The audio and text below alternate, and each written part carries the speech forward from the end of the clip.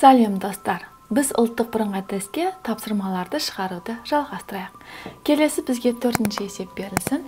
Төртінші есептің шартында пойыз 245 километр жолды 3,5 сағатта жүреді. Осы өзінің жылдамдығын өзгертпей 175 километр жолды қанша сағатта жүретінін табуымыз қажет. Яғни уақыт белгісіз. Бұл есептің шартында бізге беріліп тұр тура пропорционалдық. Яғни пойыз жүреді барлық ара қашықтық 245 болса, осы жолға ол 3,5 сағат жұмсайды.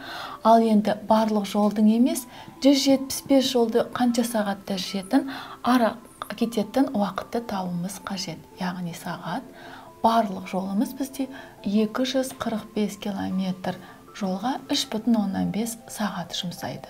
Олай болса, пропорция құрастырамыз. Берілгенде километрді километрге қатынасын, ал сағатты сағатқа қатынасын түрінде жазсақ. Яғни 245-ті бөлеміз 175-ке, теңестіреміз 3,5-ті x-ке.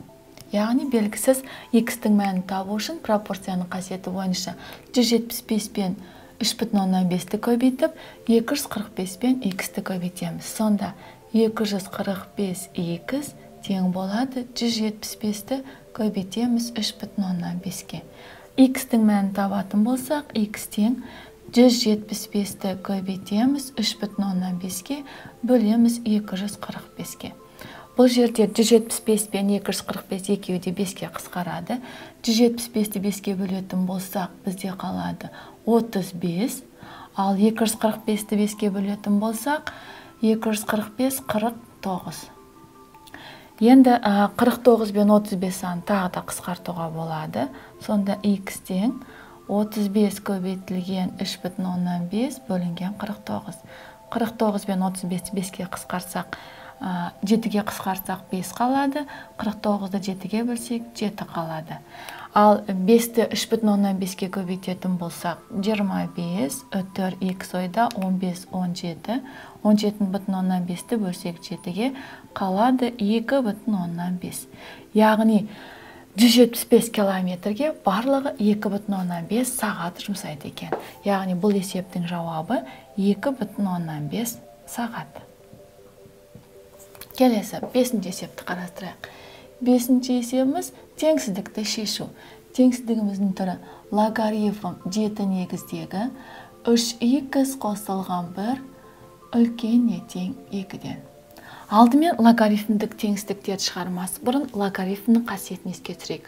Логарифмнің берілген логарифмасындағы өрнек әрқашан 0-ден үлкен болу қажет. Яғни жақшаның ішіндегі 3x қосылған 1-дің өзі үлкен болу керек 0-ден. Бірінші теңсіздігіміз 3x қосылған 1 үлкен болу керек 0-ден.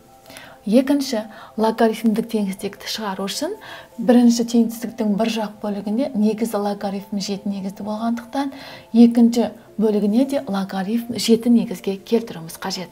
Олай болса, логарифм 7 негіздегі 3x қосылған 1 өзгермейді, үлкеніне тең, ал 2-ні көбейтем 1-ге. Ал 1-ді мен логарифм түрінде жазатын болсам, 1-дің орнына мен логарифм 7 негіздегі 7-мен алмастыра алам. Яғни логарифмнің 7 негіздегі 7 дегеніміз 1-ге тең. Ал 1-ді 2-ге көбейтсем, берілген теңсіздік өзгермейді. Ары қарай логарифмнің қасиеті бойынша 2 логарифм алдындағы көбейткіш керісінше 7-нің дәрежесіне жібереміз. Сонда біз логарифмдік теңсіздіктерді шығару кезінде біз жүйе құрады екенбіз.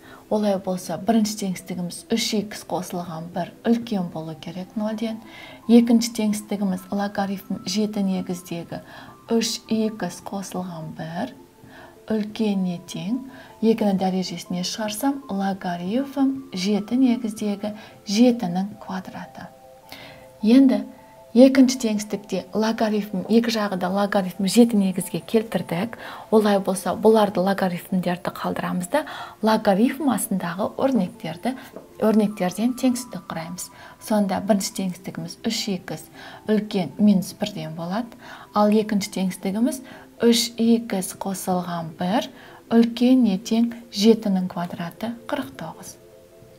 Ал бұл енді біз білетін қарапайым теңсіздіктер. Бірінші теңсіздіктен x-тің мәнін табатын болсақ, x үлкен минус 3-тен 1. Ал екінші теңсіздіктен 3x үлкеніне тең 49-дан 1-ді азайтсам 48 қалады. Олай болса, жүйе құрамыз x үлкен минус 3-тен 1-ден 48-ді 3-ке бөлсек, x үлкеніне тең 16-ға. Енді берілген екі теңсіздіктің шешімі жазбас бұрын алдымен оларды аралық координаталық түзуге салып қарастырайық. Бірінші теңсіздікте бізде бар аралыққа кірмейтін минус 3-тен 1 саны. Минус 3-тен 1 қатаң теңсіздік. X-тің мәні үлкен минус 3-тен 1-ден, яғни минус 3-тен 1-ден үлкен сан минус 3-тен 1-дің оң жағында. Яғни бірінші теңсіздіктің шешімі минус 3-тен 1-ден плюс шексіздікке дейін. Ал екінші теңсіздікте бізге берілген теңсіздігіміз қатаң емес, яғни аралыққа кіреді 16-ға. Ал x 16-дан үлкен, яғни ол бізде 16-ның оң жағында, шешімі 16-дан плюс шексіздікке дейін. Бізге берілген жүйе болғандықтан, жүйеде екі теңсіздіктің қиылысқан аралығындағы шешімін аламыз. Яғни штрихтары белгіленген, осы екеуінде де қанағаттандыратын аралық 16-дан плюс шексіздікке дейін берілген логарифмдік теңсіздіктің шешімі болады. Олай болса жауабы тік жақша түрінде жазсақ 16 плюс шексіздік түрінде жазуға болады шешімді. Бұл бірінші нұсқасы. Екінші нұсқасы осы шешімді біз теңсіздік түрінде x үлкеніне тең 16 деп жазсақ та болады. Яғни берілген есептің шешімінде аралықпен берілуі мүмкін, немесе теңсіздікпен берілуі мүмкін. Келесі тағы да 6-шы есепті қарастырайық. 6-шы есепте бізде берілгені теңсіздіктер жүйесі. Бірінші теңсіздігіміз квадрат теориясындағы x үлкен минус 2019-дан. Ал екінші теңсіздігіміз алымында 4x минус 7 бөлінген 5. Осыдан азайтамыз 3-ті кіші x-тен. Осы теңсіздіктер жүйесін шығарайық. Алдымен бірінші теңсіздікке назар аударсақ, бірінші теңсіздігіміз квадрат теңсіздік. Квадрат теориясында теңсіздіктен әрқашан одан теріс саннан үлкен сан шығады. Бірақ теориясындағы санымыздың өзі үлкеніне тең болу керек 0-ден. Яғни x үлкеніне тең болу керек 0-ден. Бұл бірінші теңсіздіктегі. Ал теориясындағы кез келген оң сан әрқашанда теріс саннан үлкен. Олай болса, бұл теңсіздіктің жауабы 0-ден плюс шексіздікке дейін. Енді екінші теңсіздікті шығарайық. Ол үшін біз ортақ бөлім береміз. Ортақ бөлім берілген теңсіздіктің барлық мүшесін 5-ке көбейтеміз. Сонда көбейтсек 4x минус 7 бөлінген 5-ті көбейтеміз 5-ке. Және минус 3-ті көбейтеміз 5-ке. Теңсіздіктің екінші жақ бөлігінде x-ті де 5-ке көбейтеміз. Сонда бізде бірінші теңсіздігіміз өзгеріс қалады. Екінші теңсіздікте 5 пен 5 қысқарып қалады. 4x минус 7 алынған 3 жердегі 5-ім 15, кіші 5x. Осы теңсіздіктер жүйесін қарастырамыз. Алдымен айнымалылардың бір жаққа, тұрақтыларын екінші жаққа қалдырайық. x үлкеніне тең 0-ден, 4x-тен азайтан 5x-ті, 4x алынған 5x, кіші минус 7 минус 15 теңсіздіктің ары жағына плюс таңбасымен көшеді. Сонда бізде x үлкеніне тең 0, 4x-тен 5x-ті азайтсақ минус x, кіші 7-ге 15-ті қоссақ 22. Енді екінші теңсіздікте минус x-тің барлығын бөлеміз минус 1-ге. Теріс санға бөлгенде теңсіздік таңбасы ауысады. Сонда x үлкеніне тең 0-ден, x үлкен 22-ден, минус 22-ден. Яғни минус x-ті минус 1-ге бөлсек x қалады, 22-ні минус 1-ге бөлсек минус 22. Енді теңсіздіктер жүйесін координаталық түзуге салатын болсақ, жүйе болғандықтан біз әрқашан олардың қиылысқан аралығын қарастырамыз. 0 бірінші теңсіздігіміз қатаң, яғни аралыққа кіреді. 0. 0-ден үлкен әрқашан 0-дің оң жағында орналасады. Шешімі 0-ден плюс шексіздікке дейін. Ол бірінші теңсіздіктің шешімі.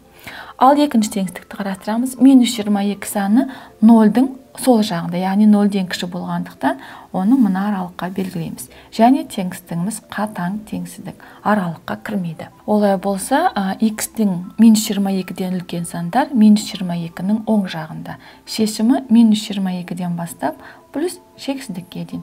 Бірақ бұл аралыққа -22 саны кірмейді. Бізде берілген теңсіздіктер жүйесі болғандықтан, осы екі шешімнің қиылысатын аралығын аламыз. Яғни шешімі 0-ден плюс шексіздікке дейін. Жауабын жазайық. Жауабы тік жақша, өйткені 0 аралыққа кіреді. 0-ден плюс шексіздікке дейін. Бұл шешімнің бір нұсқасы немесе теңсіздік түрінде берілсе, x үлкен не тең 0. Бұл шешімнің екінші нұсқасы.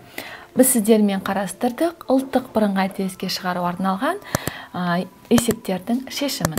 Келесі кездескенше сау болыңдар.